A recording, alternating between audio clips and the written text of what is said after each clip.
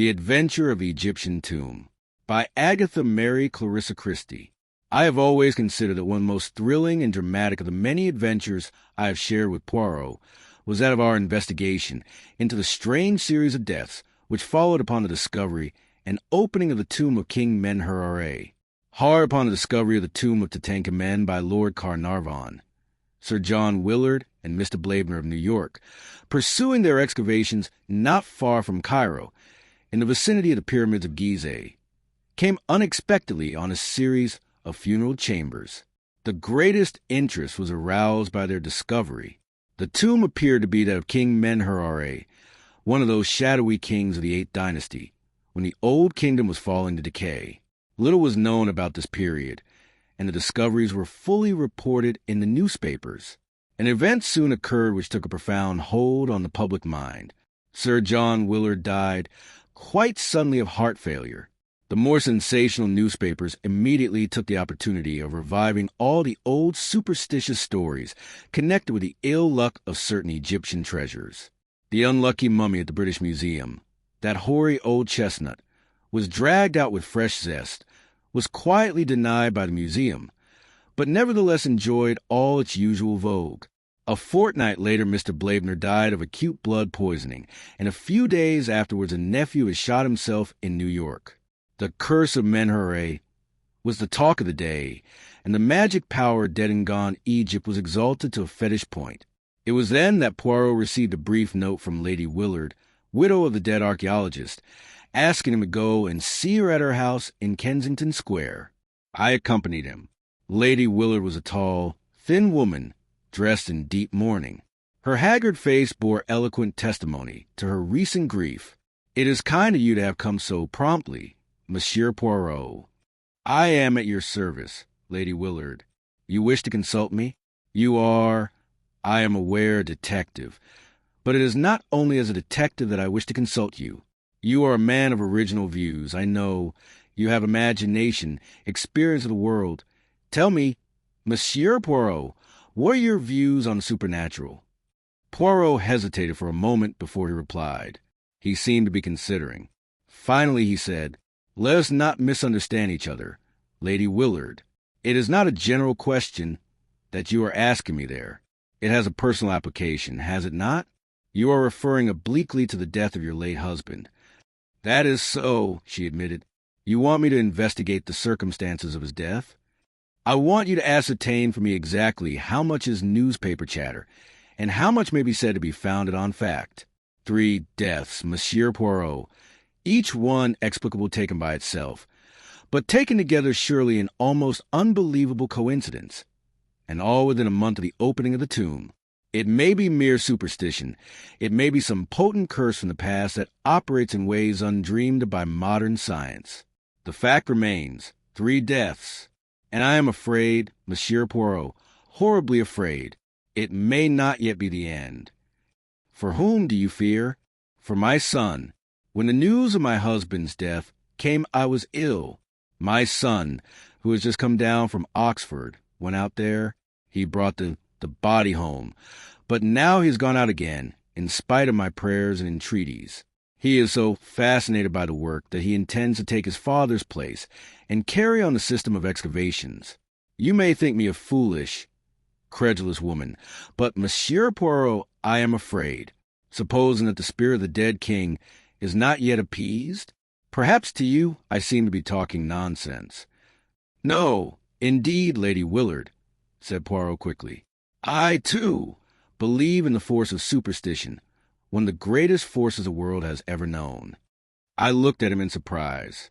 I should never have credited Poirot with being superstitious. But the little man was obviously in earnest. "What you really demand is that I shall protect your son. I will do my utmost to keep him from harm. Yes, in the ordinary way, but against an occult influence. In volumes of the Middle Ages, Lady Willard, you'll find many ways of counteracting black magic. Perhaps they knew more than we moderns with all our boasted science. Now let us come to facts, that I may have guidance. Your husband had always been a devoted Egyptologist, hadn't he?" "Yes, from his youth upwards. He was one of the greatest living authorities upon the subject. But Mr. Blaibner, I understand, was more or less an amateur? Oh, quite. He was a very wealthy man who dabbled freely in any subject that happened to take his fancy. My husband managed to interest him in Egyptology, and it was his money that was so useful in financing the expedition. And the nephew? What do you know of his tastes? Was he with the party at all? I do not think so. In fact, I never knew of his existence till I read of his death in the paper. I do not think he and Mr. Blaibner can have been at all intimate. He never spoke of having any relations. Who are the other members of the party? Well, there's Dr. Toswell, a minor official connected with the British Museum. Mr. Schneider of the Metropolitan Museum in New York, a young American secretary. Dr. Ames, who accompanies the expedition in a professional capacity. And Hassan, my husband's devoted native servant. Do you remember the name of the American secretary? Harper, I think, but I cannot be sure. He had not been with Mr. Blaibner very long, I know. He was a very pleasant young fellow. Thank you, Lady Willard. If there is anything else. For the moment, nothing. Leave it now in my hands, and be assured that I will do all that is humanly possible to protect your son. They were not exactly reassuring words, and I observed Lady Willard wince as he uttered them. Yet, at the same time, the fact that he had not pooh-poohed her fears seemed in itself to be a relief to her. For my part, one had never before suspected that Poirot had so deep a vein of superstition in his nature. I tackled him on the subject as we went homewards. His manner was grave and earnest. But yes, Hastings, I believe in these things. You must not underrate the force of superstition. What are we going to do about it? Toujours pratique the good Hastings. Bien. To begin with, we are going to cable to New York for fuller details of young Mr. Blaibner's death. He duly sent off his cable. The reply was full and precise. Young Rupert Blaibner had been in low water for several years. He had been a beachcomber and a remittance man in several South Sea islands, but had returned to New York 2 years ago, where he had rapidly sunk lower and lower. The most significant thing, to my mind, was that he had recently managed to borrow enough money to take him to Egypt. "I've a good friend there I can borrow from," he had declared. Here, however, his plans had gone awry. He had returned to New York cursing his skinflint an uncle who cared more for the bones of dead and gone kings than his own flesh and blood. It was during his sojourn in Egypt that the death of Sir John Willard had occurred. Rupert had plunged once more into his life of dissipation in New York, and then, without warning, he had committed suicide, leaving behind him a letter which contained some curious phrases. It seemed written in a sudden fit of remorse. He referred to himself as a leper and an outcast, and the letter ended by declaring that such as he were better dead. A shadowy theory leapt into my brain. I had never really believed in the vengeance of a long-dead Egyptian king. I saw here a more modern crime. Supposing this young man had decided to do away with his uncle, preferably by poison, by mistake, Sir John Willard receives a fatal dose. The young man returns to New York, haunted by his crime. The news of his uncle's death reaches him. He realizes how unnecessary his crime has been, and stricken with remorse takes his own life. I outline my solution to Poirot. He was interested. It is ingenious what you thought of there. Decidedly it is ingenious. It may even be true, but you leave out of account the fatal influence of the tomb. I shrug my shoulders. You still think that has something to do with it? So much so, mon ami, that we start for Egypt tomorrow. What? I cried, astonished. I have said it. An expression of conscious heroism spread over Poirot's face. Then he groaned. But, oh, he lamented, the sea, the hateful sea. It was a week later. Beneath our feet was the golden sand of the desert. The hot sun poured down overhead. Poirot, the picture of misery, wilted by my side. The little man was not a good traveler. Our 4 days' voyage from Marseilles had been one long agony to him. He had landed at Alexandria, the wraith of his former self. Even his usual neatness had deserted him. We had arrived in Cairo and had driven out at once to the Mina House Hotel, right in the shadow of the pyramids. The charm of Egypt had laid hold of me. Not so Poirot. Dressed precisely the same as in London, he carried a small clothes brush in his pocket and waged an unceasing war on the dust which accumulated on his dark apparel. "And my boots," he wailed. "Regard them, Hastings. My boots, of the neat patent leather, usually so smart and shining. See, the sand is inside them, which is painful, and outside them, which outrages the eyesight. Also the heat. It causes my mustaches to become limp. But limp? Look at the Sphinx," I urged. "Even I can feel the mystery and the charm it exhales." Poirot looked at it discontentedly. "It has not the air happy," he declared. "How could it, half buried in sand in that untidy fashion? Ah, this cursed sand. Come now, there's a lot of sand in Belgium," I reminded him, mindful of a holiday spent at Knock-sur-Mer in the midst of "les dunes impeccables," as the guidebook had phrased it. "Not in Brussels," declared Poirot. He gazed at the pyramids thoughtfully. "It is true that they, at least, are of a shape solid and geometrical, but their surface is of an unevenness most unpleasing. And the palm trees, I like them not even do they plant them in rows." I cut short his lamentations by suggesting that we should start for camp. We were to ride there on camels, and the beasts were patiently kneeling, waiting for us to mount, in charge of several picturesque boys headed by a voluble dragoman. I passed over the spectacle of Poirot on a camel. He started by groans and lamentations, and ended by shrieks, gesticulations, and invocations to the Virgin Mary and every saint in the calendar. In the end, he descended ignominiously and finished the journey on a diminutive donkey. I must admit that a trotting camel is no joke for the amateur. I was stiff for several days. At last we neared the scene of the excavations. A sunburnt man with a gray beard, in white clothes and wearing a helmet, came to meet us. "Monsieur Poirot and Captain Hastings, we receive your cable. I'm sorry that there was no one to meet you in Cairo. An unforeseen event occurred which completely disorganized our plans." Poirot paled. His hand, which had stolen to his clothes brush, stayed its course.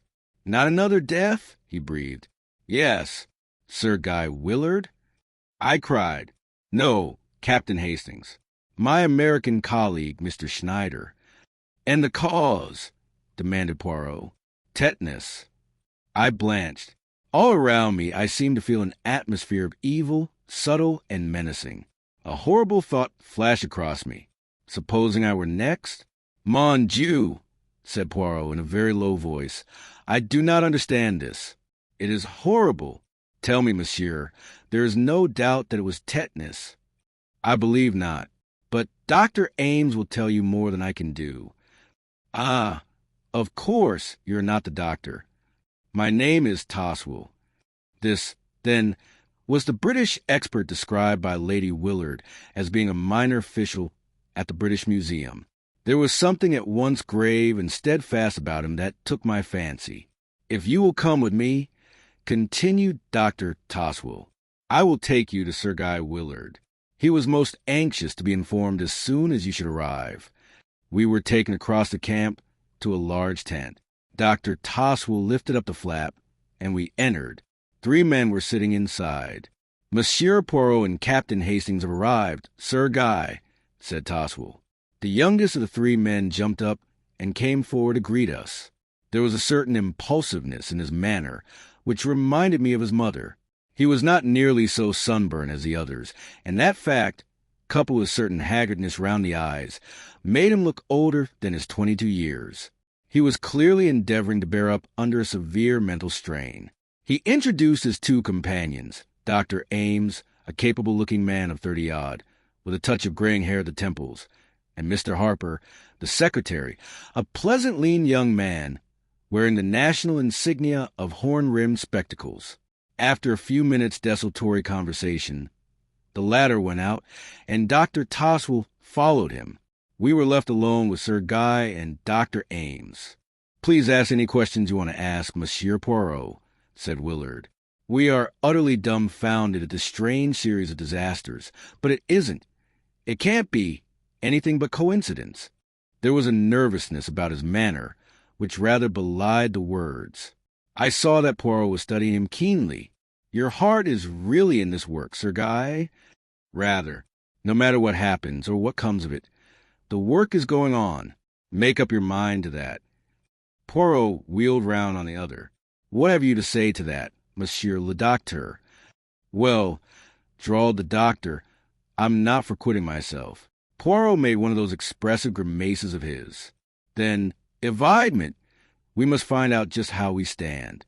When did Mr. Schneider's death take place? 3 days ago. You're sure it was tetanus? Dead sure. It couldn't have been a case of strychnine poisoning, for instance? No, Monsieur Poirot, I see what you're getting at, but it was a clear case of tetanus. Did you not inject anti-serum? Certainly we did, said the doctor drily. Every conceivable thing that could be done was tried. Had you the anti-serum with you? No, we procured it from Cairo. Have there been any other cases of tetanus in the camp? No, not one. Are you certain that the death of Mr. Blaebner was not due to tetanus? Absolutely plumb certain. He had a scratch upon his thumb which became poison, and septicemia set in. It sounds pretty much the same to a layman, I dare say, but the two things are entirely different. Then we have 4 deaths, all totally dissimilar. 1 heart failure, 1 blood poisoning, 1 suicide, and 1 tetanus. Exactly, Monsieur Poirot. Are you certain that there is nothing which might link the 4 together? I don't quite understand you. I will put it plainly. Was any act committed by those 4 men which might seem to denote disrespect to the spirit of Menherare? The doctor gazed at Poirot in astonishment. You're talking through your hat, Monsieur Poirot. Surely you've not been guided into believing all that fool talk. Absolute nonsense, muttered Willard angrily. Poirot remained placidly immovable, blinking a little out his green cat's eyes. So you do not believe it, Monsieur le Docteur? No, sir, I do not, declared the doctor emphatically. I am a scientific man, and I believe only what science teaches. Was there no science then in ancient Egypt? Asked Poirot softly. He did not wait for a reply, and indeed Dr. Ames seemed rather at a loss for the moment. No, do not answer me, but tell me this. What do the native workmen think? I guess, said Dr. Ames, that where white folk lose their heads, natives aren't going to be far behind. I'll admit that they're getting what you might call scared, but they've no cause to be. I wonder, said Poirot noncommittally.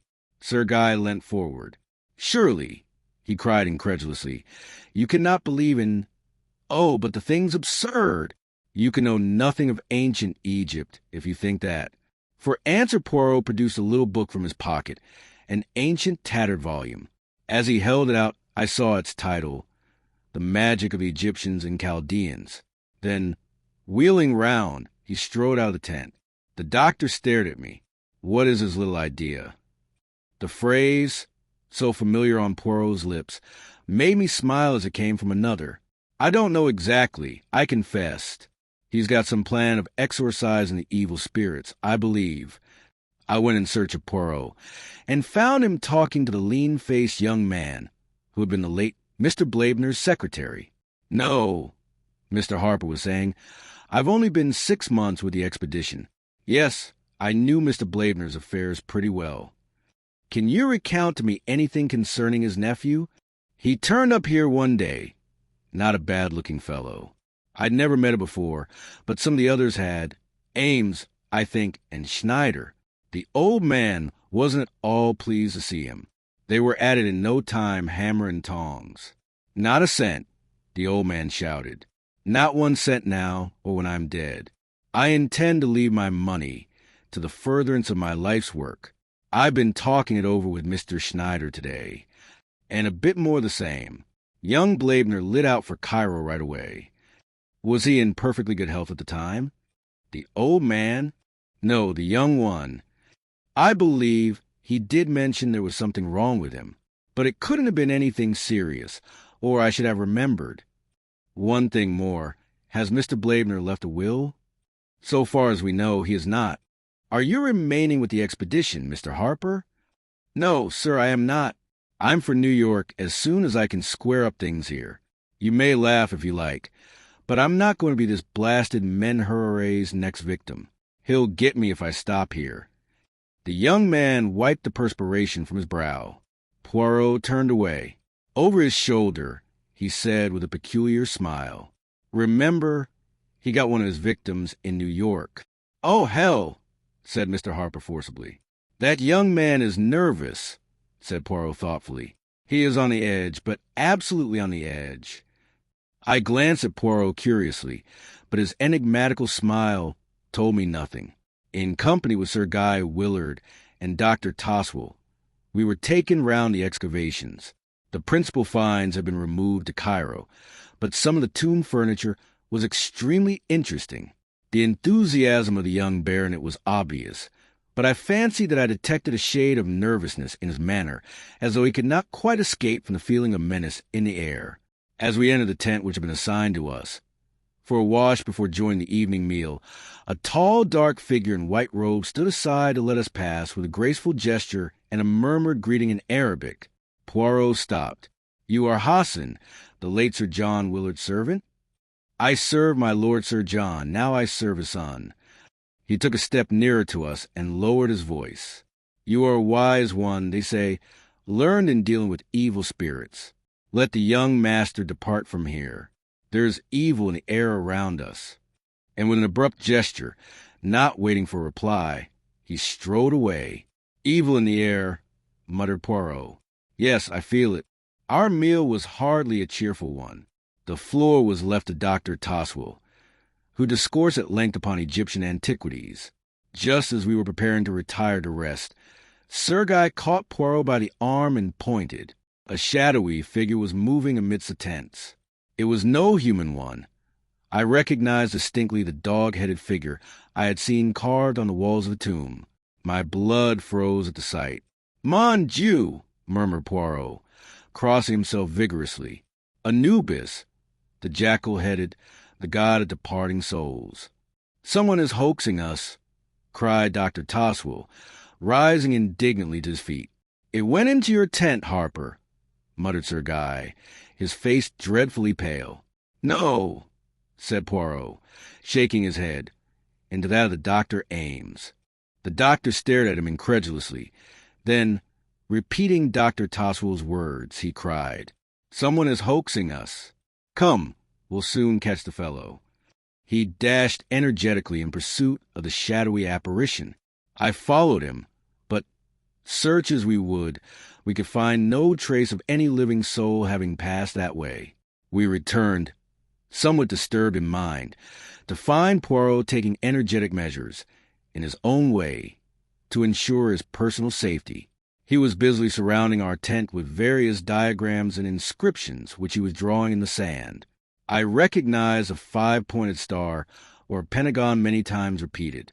As was his wont, Poirot was at the same time delivering an impromptu lecture on witchcraft and magic in general.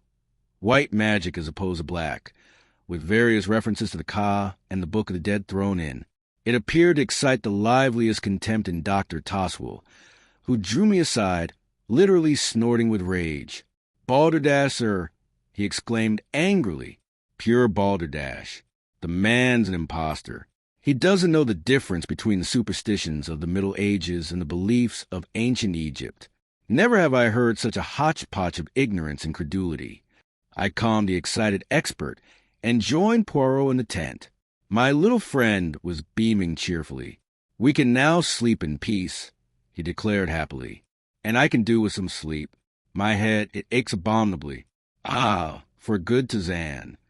As though in answer to prayer, the flap of the tent was lifted, and Hassan appeared, bearing a steaming cup which he offered to Poirot. It proved to be chamomile tea, a beverage of which he is inordinately fond. Having thanked Hassan, and refused his offer of another cup for myself, we were left alone once more.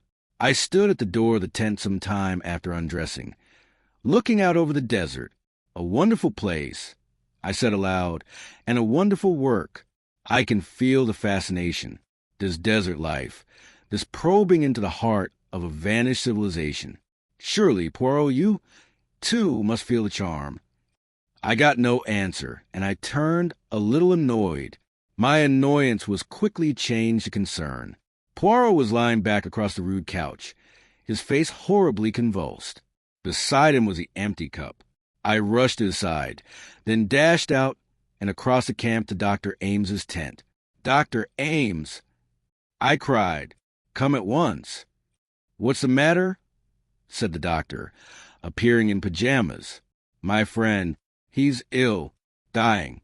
The chamomile tea. Don't let Hassan leave the camp." Like a flash, the doctor ran to our tent. Poirot was lying as I left him. "Extraordinary," cried Ames. "Looks like a seizure. Or, what did you say about something he drank?" He picked up the empty cup. "Only I did not drink it," said a placid voice. We turned in amazement.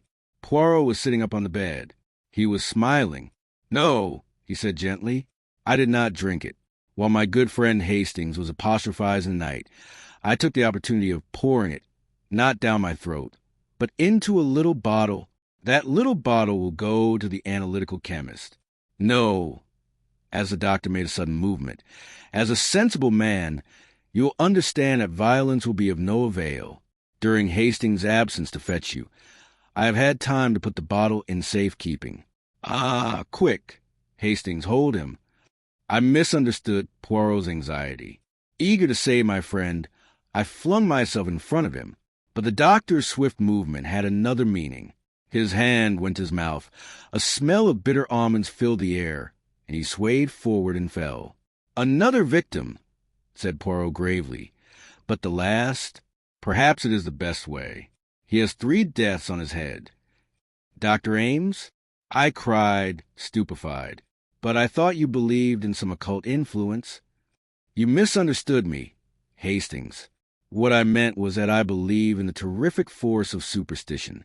Once get firmly established that a series of deaths are supernatural, and you might almost stab a man in broad daylight, and it would still be put down to the curse. So strongly is the instinct of the supernatural implanted in the human race.